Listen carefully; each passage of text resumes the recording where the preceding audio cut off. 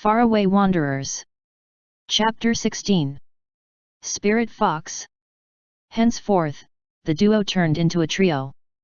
Dongting was one of Zhou Zisha's destinations regardless, so he had no objections.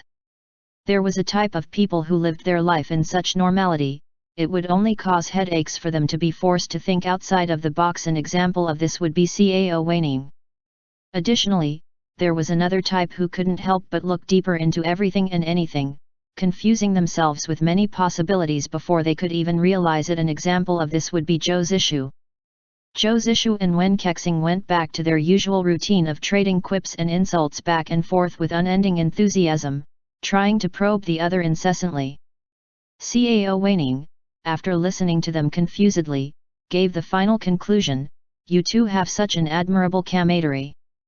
Zhou Zisha shut up, glancing at Cao Weining in complete silence. He knew the patriarch of Qingfeng sword sect was an old sly fox. How on earth did that man manage to raise an innocent rabbit like this one? Wen Kexing unabashedly took advantage of that to wrap his arms around Zhou Zisha's shoulders, smiling at Cao Weining. "Thank you, young master Cao. In fact, I have made up my mind that in this lifetime I will marry no one else but brother Zhou." Cao Weining's mouth was as wide open as his eyes. Zhou Zisha shot back, "Being used to it already, I'm afraid I have to let brother Wen down. With my incurable illness, I won't live on for much longer. What good will it do to bind yourself to this slowly dying soul?" Wen Kexing replied seriously, "If you're gone, I will remain solitary till the end of my life." Zhou Zisha's words carried daggers. For a great mind to suffer loneliness is often destiny. Who am I to tamper with it? Wen Kexing was undaunted. "Come on, don't be too humble, Asu, that's way too polite of you." Zhou Zisha quickly waved his hands. "Not at all, why would I be?" Cao Weining's gaze went back and forth between the two of them. When he came back to his senses, he blurted out a question. "Is it brother Zhou's illness that is obstructing your feelings for each other?" After a short moment of silence, Wen Kexing burst out laughing, feeling very fond of Cao Weining. Zhou Zisha coughed after a good while, removing Wen Kexing's arms that were around his neck and replying with a solemn face. "Brother Cao need not think too much into it, the closest that I and brother Wen can become is an estranged pair." Cao Weining frowned, thinking the other was trying to delude himself. "A person like brother Zhou should not suffer like this," he said in sorrow. Zhou Zisha smiled back bitterly, "Thank you brother Cao, but I don't feel the slightest. My master is acquainted with some peculiar figures in Jianghu, fortunately a few of them are from Shaman Medicine Valley. It'd be wonderful if brother Zhou can come with me back home after dealing with matters concerning the unorthodox sects. My master definitely possesses means that can help you." Zhou Zisha was moved to tears, so he kept his mouth shut. Unexpectedly, Cao Weining was a true man of action, so he immediately made a fist palm salute. "Wait for me at the inn, I will go send a message to my uncle." He turned around and left right after. Wen Kexing praised, "How enthusiastic, truly a man who can be my match."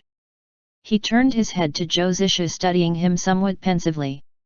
Wen Kexing paused, then asked, "What is it? Did my passionate words earlier manage to reach Asu's heart after all? Are you planning to reciprocate with your body?" Zhou Zisha smiled coldly, "Forgive me, but I feel like brother Wen's motives behind going to Dongting are quite puzzling." Wen Kexing turned serious. "Helping people in need and being generous are only small virtues, do you what bigger virtues are?" Zhou Zisha narrowed his eyes, staring at the other man without a word. Wen Kexing replied slowly. "A day with an empty hell is a day further from ascending. Good and evil has always been impossible to coexist ever since ancient time, don't you think?" When he said this, his calm gaze was directed at somewhere far away, revealing his handsome side profile. His usual playful demeanor was gone without a trace, and he looked like an expressionless Buddha stone statue. "This is the mortal world," he continued, "and in the mortal world, monsters shouldn't exist. That, respectable and virtuous Sir Gao Chong wants to extinguish evils for the sake of everyone. If I don't lend him a hand, all the years of reading holy books will go to waste. It's said that only after years and years of cultivation is one able to land in this realm. It will be for nothing if they don't make a mark for themselves. Zhou Zisha still stayed silent. Wen Kexing looked back at him. What do you think, Asu? After a long while, Zhou Zisha laughed softly. Brother Wen speaks as if you are a true gentleman. Wen Kexing didn't answer straight to the point. There are 3 types of people in this world, the ones who can eat meat, ones who don't mind it, and ones who can't stand it. This is how they are born to be, but isn't it hilarious if the first type is born into poverty and the third type is born into luxury? Zhou Zishu, after a bout of stillness, spoke leisurely and carefully. Brother Wen talks about such mysteries that I'm unable to understand. However, I do know one thing. And what is it? One won't stay unchanged once thrust into a different situation. Wen Kexing was startled at that for a few seconds. Then he laughed out loud, unconstrained, to the point of tearing up. Zhou Zisha watched him, expressions remaining the same, his sickly skin not betraying any emotions. His eyelids lowered, and he looked like he wanted to search deep inside Wen Kexing's soul. After an unknown amount of time, Wen Kexing stood upright again, breathing hard, hands wiping the tears at the corner of his eyes. Asu, I've found out that you are the first person in my entire lifetime that suits my taste the most. You know, I am actually a little knowledgeable in the art of disguise too. He looked at Zhou Zisha without blinking, to the point that even the fake layer of skin on his face felt uncomfortable. He answered without thinking, Are you really? Wen Kexing said with absolute sincerity, Therefore maybe I will transform myself into Goose Yang. Zhou Zisha stood there in a daze. When he saw that Wen Kexing was looking at him up and down crudely, he immediately recomposed himself, turning to head towards the inn without a word. Wen Kexing stared after his back, his gaze drawn to the shoulder blades hidden under clothes. To him, even when the other man was dressing in rags and looked dejected in his own misery, there was always an indescribable aura that he exuded. It took him back to that afternoon with the brilliant sun, when Zhou Zisha closed his eyes and leaned onto the wall by the main street, his beggar-like demeanor looking more relaxed than anyone else in this world. But Wen Kexing knew that he was only sunbathing. How can such a man not be a stunning beauty? Wen Kexing thought smugly. During the near 30 years he had lived, he had never been wrong about that. Seeing that Zhou Zisha was now far away, Wen Kexing hurried after him, mumbling under his breath, How can one ever know if they will change? And whether one is averse to meat or not, won't it be miserable anyway if they're thrown into a desolate place with nothing else to devour? At nightfall, Cao Wanning caught up to them. He felt the atmosphere between the other two had become strange, so he asked cautiously, Did Brother Zhou and Brother Wen have a quarrel? Don't think too much into it, Brother Cao. They replied at the same time again. Wen Kexing narrowed his eyes at Zhou Zishu, his gaze sharp and full of tease. Zhou Zishu feigned ignorance. Cao Wanning scratched his head. Actually, I don't know how to word this, but yes, I have heard of such a thing before, but never in my life have I seen it with real men. Wen Kexing looked at him silently, so he continued hurriedly, Please don't be mistaken, Brother Wen, I don't mean anything else, although it is a little difficult to take in, but you are both very chivalrous individuals. It's a little strange, but, he coughed, please don't take my words seriously, we always have to act and speak proper. Zhou Zisha poured a cup of wine for himself leisurely and took a few sips. Silly boy is getting his words tangled up, he thought. Cao Wanning then lowered his head and only looked up after a good while, his face red and his voice small, So, do you two want separate rooms or just one room? Zhou Zisha choked on his wine. Even Wen Kexing had to stare at Cao Wanning and thought, We've found a treasure of a boy, haven't we? The atmosphere among the three turned weird, no one spoke, only Zhou Zisha was making coughing sounds. But suddenly, there was a piercing scream from the upper floor, making the few guests downstairs raise their heads. They saw the waiter stumbled down like he had just seen a ghost, his voice quivering, "Moor, murder." Cao Weining's face was all serious as he grabbed his sword and head upstairs. There was a pair of man and woman who did this at the same time. They dressed neatly and looked like brother and sister. There were always people who couldn't stop themselves from worrying about others' business. Wen Kexing kicked at Zhou Zisha with his foot. "Asu, won't you go check it out?" Zhou Zisha stood up and lowered his upper body. "You first." Wen Kexing rushed upstairs. When he was passing by Zhou Zisha, he suddenly slowed down and got closer, his voice low, "If you spend the night with me, I will turn into Goose Yang as you wish. I'm really honored, but I'd rather sleep in the stable." Wen Kexing clicked his tongue, glancing at the other, "You're no fun." Zhou Zisha followed close behind him. The moment they reached the second floor, the smell of blood was right in their face. The door to the room was wide open. Cao Weining stood there with a grave expression, turning to beckon the two forward once he saw them. "You should come look at this person." Zhou Zisha walked toward him and saw a man propped up by the bedpost, his clothes in a state of sloppiness, revealing his chest. On it was a black mark in the shape of a hand. His arms were cut off and thrown into a corner, blood splattering everywhere. The corpse's head lolled to one side, eyes unfocused, face pale. It was evident that he had been dead for a while. Wen Kexing was oohing and ahhing. "This one looks like the thief who crashed into me the other day." Cao Weining also let out an ah, and looked closer at the dead body, his expression complicated. He also looks like the one who crashed into me." The two men who shared the same fate and had to rely on Zhou Zisha for help stared at each other, feeling a deep sense of solidarity. Then they heard the girl beside them spoke, "I know this person, he's Fang Buzi, the nine-claw spirit fox." End chapter. FarAway Wanderers. Chapter 17. Lapis. Cao Weining asked in a stupor. He's that deplorable thief Fang Buzi." The young maiden nodded, pointing at the corpse's left hand.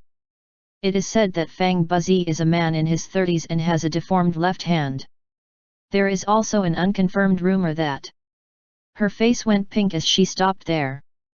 Zhou Zisha studied the body's face and clean-shaven chin. He continued in her stead, "Also, there is a rumor that Fang Buzi has another deformity on his body. Should our young lady feel uncomfortable, it is better that you go outside first or turn your back to us. Removing his pants will confirm whether he is the legendary thief or not." The girl glanced at her male companion in embarrassment. He coughed lightly, "Xiaolian, you should go." She went outside and waited by the door, her back facing the room. The moment she turned away, Wen Kexing expertly stripped down the dead's trousers to reveal that a particular part of the body had been cut off. He rubbed his chin in thought. "So it is him. No wonder I couldn't feel anything out of the ordinary when he touched before." Unwavering and completely unbothered, he continued to remove Fang Buzi's clothes entirely and searched around. He found his money pouch among a big pile of assorted items and opened it, overjoyed when he found out nothing had been lost. With perfect contentment, he put it back in his chest pocket, not forgetting to tell Cao Weining politely, "Brother Cao, come over here and see if your stuffs are still here." Cao Weining and the other young man stared at him, dumbstruck. Zhou Zisha reminded him with a cold tone. "The dead is more important right now, Mr. Charitable Wen." He ignored the stranger's approving look, adding, "Can you pay me back now?" Wen Kexing's face was full of grief. "We already belong to each other, why are you still haggling over that?" As the young man's expression became even more entertaining, Zhou Zisha gripped Wen Kexing's collar and threw the nuisance of a man aside. He squatted down to examine the body from head to toe, then frowned afterwards and concluded, he died after a single blow. The attack went through his body from chest to back, clearly the result of the Raksha palm. The stranger exclaimed, you're talking about the delighted morning ghost's Raksha palm. I'm afraid so. Zhou Zisha nodded, covering the body. He turned to the girl outside the door. You can come in now, young miss. The man sized them up, then made a salute. My name is Deng Quan, disciple of Gao Chang, and this is my junior apprentice sister Gao Xiaolian. We were traveling to accumulate experience, but a few days ago a message was received from my master, so we had to rush back before Dongting's gathering. How may I address you? Cao Weining hurried to answer. Ah, many apologies for our tactlessness, it is an honor to meet you, young Sir Deng. And surely this young miss must be Sir Gao's daughter? My name is Cao Weining from Qingfeng Sword Sect, currently following my patriarch's order to attend Dongting. My uncle will also be there soon enough, and on the way I ran into this thief master. It was fortunate of me to have been assisted by Brother Zhou and Brother Wen here. Deng Quan said, then from where do you two brave? Zhou Zishu, still squatting, turned to him at that and smiled. You overestimated our bravery. I'm called Zhou Su, a mere spontaneous wanderer who belongs to no sex. As for that one. He pointed at Wen Kexing, pausing a little for dramatic effect. He is Wen Kexing. He might look gentlemanly, but in truth he is a deeply experienced dirty hoodlum. Wen Kexing replied calmly, I've only ever been teasing to you, Asu. Zhou Zishu's voice was light. And I'm glad I'm a priority. Gao Xiaolian's attention was evidently no longer on the body. In contrast, Deng Quan didn't seem perturbed, only smiling back kindly with an attitude that was neither cowering nor arrogant, the manners of a true hero from the orthodox sects and someone who belonged to the leading force in Dongting. How humorous of you two. If you come with Brother Cao to Dongting, then you are one of us. Didn't Brother Zhou say that this thief also died under the Raksha palm of the delighted morning Xot? He and Gao Xiaolian glanced at each other while Zhou Zishu and Wen Kexing played dumb with their expression of ignorance. Cao Weining ended up asking, also? I heard that the outskirts of the Zhao's holdings was disturbed by the ghosts, did they? Gao Xiaolian replied. So young Sir Cao did not know.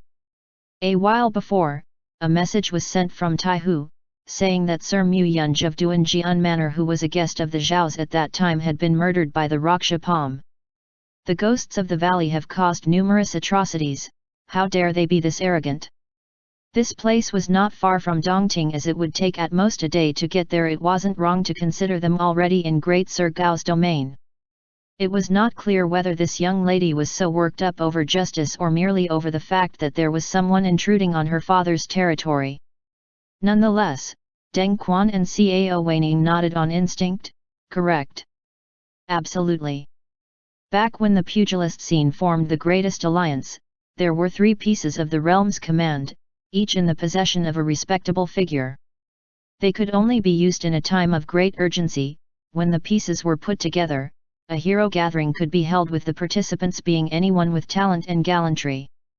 One piece was in Iron Judge Gao Chang's hands, one in the Shaolin monasteries, and the last piece was rumored to belong to the reclusive hermit monk Gu of Mount Ming. Note: a Buddhist temple teaching the Shaolin martial art. In wuxia fiction, Shaolin is often considered a separate sect. It was quite unexpected for the unrest about the Ghost Valley to reach even the infamous monk Gu, who was too engrossed in his cultivation endeavor to pay any attention to the outside world.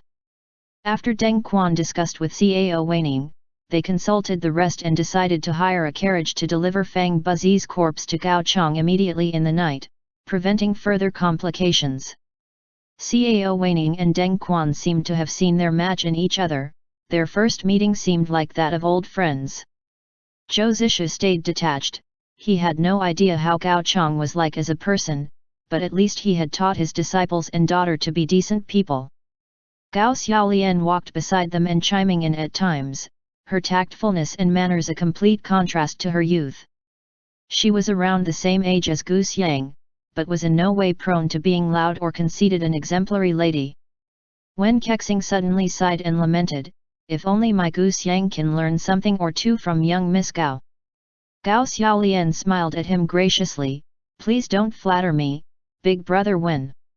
Zhou Zishu scoffed, voice lowered, young lady Gao is Sir Gao's daughter after all, and Gu Xiang, she's a good kid, but it's inevitable for her to not follow her superior's footsteps. Wen Kexing's face was entirely serious. Asu, I'm only praising Miss Gao truthfully, you don't have to get jealous. Gao Xiaolian immediately glanced at them in utter embarrassment and hurried ahead to catch up to Deng Quan and Cao Weining, leaving Zhou Zishu and Wen Kexing behind. Zhou Zishu laughed softly. Brother Wen, there is one matter that has been plaguing my mind. Why was Fang Buzi's clothes in a disheveled state when we walked in? From what I know, good old Fang wasn't the type to have a normal routine. Wen Kexing, using his hand to support his chin, turned things over in his mind for a few minutes, then asked, you mean the delighted morning ghost had taken a liking to Fang Buzi and the latter struggled to fight off the former's advances, so he killed his unattainable object of fancy in a fit of rage? He shook his head and sighed after that. After all, it has always been inevitable for beauties to suffer. Zhou Zishu replied, his expression betraying nothing. What an excellent explanation from Brother Wen. Why did I ever think that the murderer must have killed Fang Buzi for something on his body? Wen Kexing choked on his words briefly, pretending to agree. Sounds reasonable enough. He turned his head to see Zhou Zishu looking at him meaningfully. The other man asked, did Brother Wen lose anything else that day beside from the pouch? Wen Kexing faced his eyes directly and confessed. Yes. The money was intact, but the piece of lapis armor was nowhere to be found. The smile on Zhou Zishu's face slowly receded, his eyes dark and cold as if submerged in ice. Wen Kexing looked innocent and smiley as usual. After a good while, Zhou Zishu lowered his voice. What are we to do about this, Mr. Charitable Wen? You didn't kill him, but he died because of you. Wen Kexing fell silent. At that moment ahead of them, Cao Weining and Deng Quan were discussing Zhou Zishu's illness. Deng Quan turned around, about to ask if he could manage traveling through the night and if they should hire another carriage for him, but he sensed a change of atmosphere between the two men. Wen Kexing was no longer smiling, and there was an unreadable flash in Zhou Zishu's eyes. Deng Quan felt puzzled and was going to inquire the two further when Wen Kexing suddenly laughed, his hand as quick as lightning gripping Zhou Zishu's chin as he leaned down and kissed him. Deng Quan stood there stunned, but educated as he was, he turned away awkwardly after a few minutes, feigning calmness at the dazed Gao Xiaolian and Cao Weining. If then, us four should take steps in advance, let's do that. Too bad he miscounted the moment he phased out. When the three of them ditched without looking back, Zhou Zishu broke away from Wen Kexing's grip, ruthlessly delivering a punch to the other's abdomen, his expression cold. The joke is not funny, Brother Wen. Wen Kexing bent forward to clutch at his stomach, an unnerving hint of a smile still evident on his face. I didn't kill him, but he died because of me? Have you considered that you're wrong, Asu? Zhou Zishu watched him icily. Wen Kexing slowly straightened up. In the middle of the empty road at nighttime, his voice was low, almost like a sigh. Inside the lapis armor is either the greatest martial art guide or a treasure from a rival country, who wouldn't want it? His mouth curled, but the smile didn't reach his eyes. Fang Buzi didn't give a damn about what he stole even if it's charity money as long as it satisfied his greed, why wouldn't he want it? The delighted morning ghost was forced to enter the valley for his crimes and lives, a life that is half hell, so why wouldn't he want it? Why wouldn't you? You say you have to gather merits only because you don't want your past sins to come up once you're judged in the underworld, and if there exists an object that can make you unbeatable and untouched by ghosts, why wouldn't you want it? Zhou Zishu shook his head slowly, scoffing. I've never been afraid of ghosts knocking on my door. He walked away briskly without looking back. Wen Kexing watched his back, his expressions dark and indecipherable. Suddenly he laughed out loud, "You've got good taste in kasha wine, my dear Saint Zhou."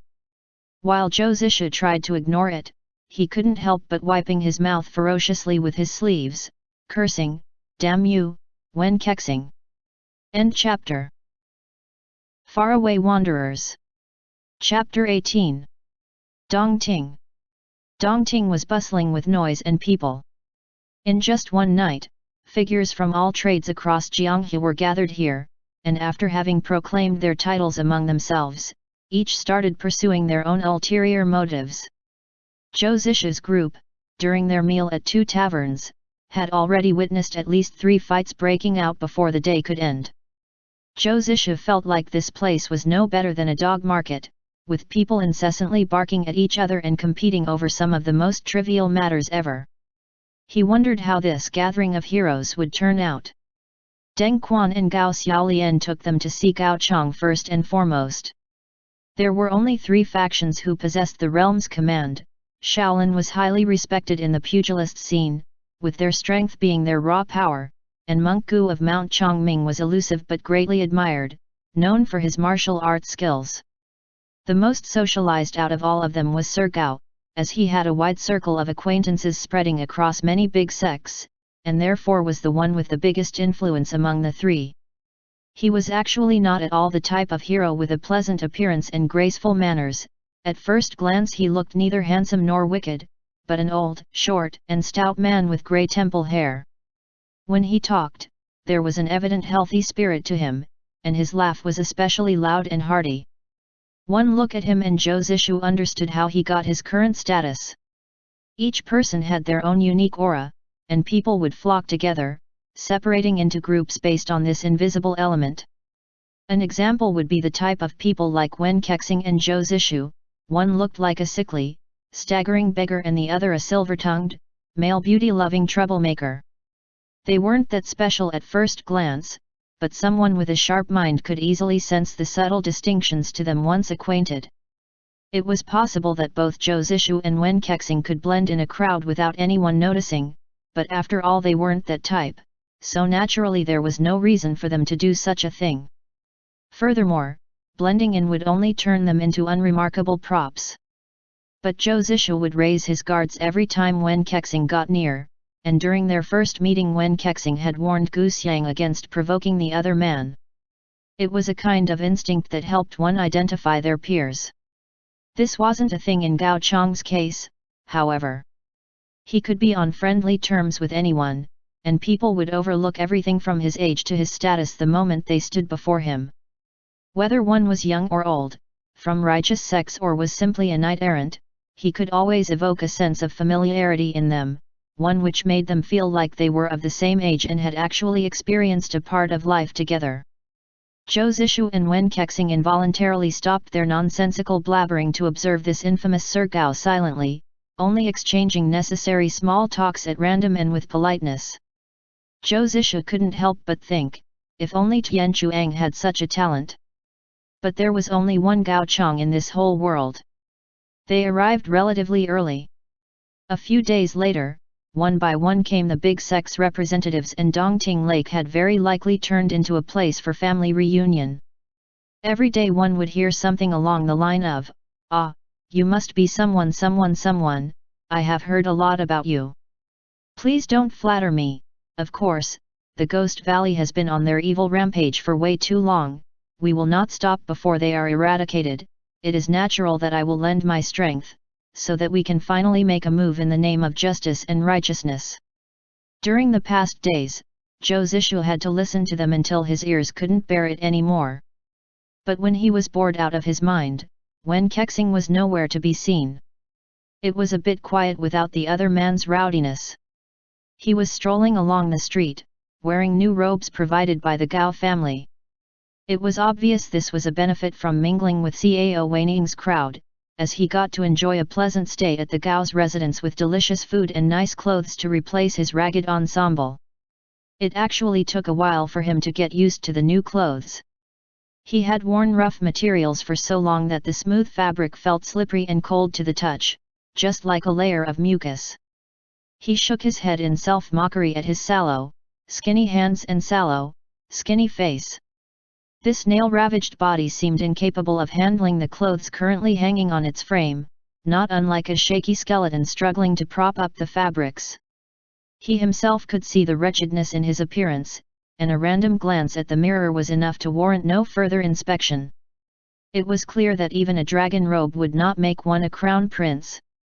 Internally, he thought Wen Kexing was only mindlessly chasing after him. With the lack of those courtesans with their pretty handkerchiefs, beggars couldn't be choosers. That was obviously why the man glued himself to him to ramble his ears off. Wasn't there a saying that after 3 years in the army, even a sow will look like a goddess? Zhou Zisha felt like Wen Kexing's situation was no different, only he was interested in boars rather than sows. Today he visited a tavern on his own. He chose a seat by the window and asked for some side dishes and a pot of yellow wine, drinking it leisurely while sunbathing.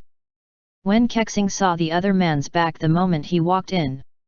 It was unclear why he always got a very distinct feeling from looking at Zhou Zisha's back, to the point that he could recognize it immediately in a crowd.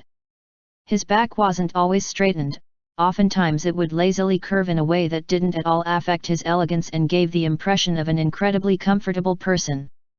Wen Kexing found out there seemed to be not a single matter that could plague his mind, and one would feel unusually peaceful and comforted the moment they landed their eyes on him. He couldn't help but stop walking to stare blankly at Zhou Zisha's relaxed figure. An emotion surged up within him, the emotion of nothingness. It was as if the man's attitude was presented to mock all of those out there with worries heavy on their mind but had to pretend that they were the opposite. Zhou Su's soul like water lenses, body like willow, he thought. The world was boundless with so many paths and sceneries to behold and experience, so how could one completely disregard all of those and keep himself in complete desolation, with no worries on his mind? He was definitely not indifferent. He had a variety of emotions, but they came and went in a blink of an eye, seemingly never existing in the first place. Wen Kexing inhaled deeply and cast his eyes downwards. Soon enough, back on his face was an irritatingly cheerful expression as he walked over and sat down opposite Zhou Zisha. He took a cup without asking and snatched the wine pot from Zhou Zisha's hand, pouring one for himself, and commented after a small sip, "Not too bad, this wine." Zhou Zisha glanced at him languidly and spoke up, "Excuse me, can I have another pot?" "Put it on his tabs." Wen Kexing stared back silently. Zhou Zisha gave him a soft smile, and to prove that he wasn't a stingy person, he explained, "You still owed me 3 silver liangs, I'm just providing a chance for you to pay me back early without additional interest. That totally works in your favor, right?" After a long while, Wen Kexing could only let out a, "Thanks." "You're welcome, brother Wen." Zhou Zisha smiled back. Wen Kexing had an unusually strong urge to tease him back, but at that moment, the tavern door behind Zhou Zisha opened and there were voices, "We will stay here for a meal for the time being. Then we can go see Brother Gao in the evening." A somewhat familiar voice replied, "Of course, anything you say, Uncle Five." As soon as that happened, Wen Kexing got to witness a highly entertaining scene. His former creditor, who minutes ago was completely sober while being helpful with his debt, suddenly swayed side to side and fell onto the table drunkenly with a crashing noise. His fingers were still gripping the wine cup and his face was glued to the table. He looked as if he wanted to stand up but couldn't figure how to, all the while grumbling, "Not drunk. Can drink more." Wen Kexing and Gu Xiang followed Zhou Zisha and Zhang Chengling back when they were traveling together, but only Zhou Zisha noticed. Zhang Chengling at that time wasn't in a positive state of mind, therefore he didn't notice. He did meet Wen Kexing once at the shrine, but the man left no impression on him. Zhou Zisha crashed on the table right when Zhang Chengling and Zhao Jing walked past, and they were completely clueless on their way to the upper floor. The waiter brought them food and wine after the other two had disappeared upstairs. One glance and he asked worriedly, "Wasn't this one really sober just a moment ago? How did he get drunk that quickly?" Zhou Zisha sat up again with no problem before he could exclaim further and took the wine pot without even looking at the food. The waiter was dumbstruck as Zhou Zisha waved his arm. "Didn't I say that I wasn't drunk and could drink more? I'm not the type to joke about that, you know." The waiter was experienced enough to turn and walked away, albeit stiffly. Wen Kexing laughed and asked with a low voice. You scared of that kid? Zhou Zisha didn't spare him a look. Why would I be scared of him? Then why did you hide? Zhou Zisha toyed with the peanuts and drank his wine in an unhurried manner, then answered vaguely, troubles. The moment he sees me he'll go shifo this and shifo that, he's clingy like a little girl. Wen Kexing's brows were raised. Why did you save him back then? You even sold yourself for 2 jians. Zhou Zisha munched on the peanuts, then spoke after a good while. He looked pitiful. Wen Kexing fell silent after that. Suddenly, he took out a money pouch from his chest and counted the silvers carefully before pushing them forward. Here are 3 liangs and 2 jians. The 3 liangs are for my debt, and I want to buy you with 2 jians. I promise I will care for you and let no one come after you. Zhou Zisha looked down at the gleaming silver and took a sip of wine, seemingly enjoying himself. He pushed 2 liangs back. This is enough for the wine today. After mulling it over, he pushed the 2 jians back to its owner too. I'm not selling myself to you. Wen Kexing had a mysterious smile on his face. Why is that? You look annoying, Zhou Zishu answered bluntly. Wen Kexing laughed as if it was an encouragement. Everyone fully arrived at Dongting half a month later. Gao Chong requested that a large temple courtyard nearby was used as the gathering location. After another half a day, Abbot Cimu from Shaolin Temple came with some of his disciples to present the Second Realm's command piece. As expected, Monk Gu didn't appear in person. He ordered an around 20-year-old, respectable-looking disciple to come in his stead to present the last command piece. The night the 3 command pieces were reunited, the Gao's manor was set on fire. End chapter.